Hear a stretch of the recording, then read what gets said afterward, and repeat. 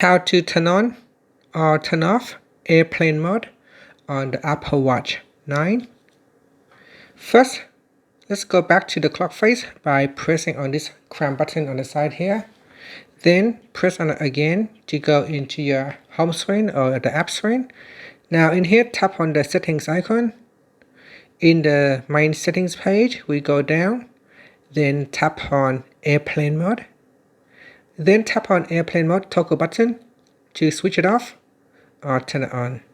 When you turn on airplane mode, then certain things will get disabled, such as Wi-Fi, Bluetooth, and so on.